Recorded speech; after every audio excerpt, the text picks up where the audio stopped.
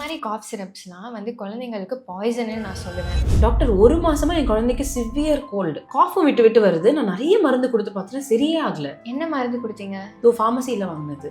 நீங்களா போய் ஃபார்மசியில் வாங்கினீங்களா? என்ன டோஸில் கொடுத்துட்டு இருக்கீங்க இதை? Daily 1 spoon. இந்த மாதிரி காஃப் சிரப் நீங்கள் டாக்டரை கேட்காம கொடுக்குறது உங்கள் குழந்தைக்கு நீங்களே பாய்சன் கொடுக்குற மாதிரி. காஃப் சிரப்ஸ் மட்டும் அந்தந்த ஏஜுக்கு வெயிட்டுக்கு உரிய டோஸ் மட்டும்தான் கொடுக்கணும். நீங்களா போய் மெடிக்கல் ஷாப்பில் வாங்கி நீங்களா ஒரு டோஸை கொடுத்தா அது குழந்தைங்களோட உயிருக்கு கூட ஆபத்தாகும். ப்ளஸ் உங்கள் குழந்தைங்களுக்கு எதனால கோல்ட் காஃப் வருதுன்ற ரீசன் கூட உங்களுக்கு தெரியாமல் நீங்களா ஒரு காஃப் சிரப் கொடுக்கக்கூடாது. சாதாரண கோல்ட் காஃப் வந்தால் கூட best to consult your pediatrician, find out the reason and then give the prescribed medication.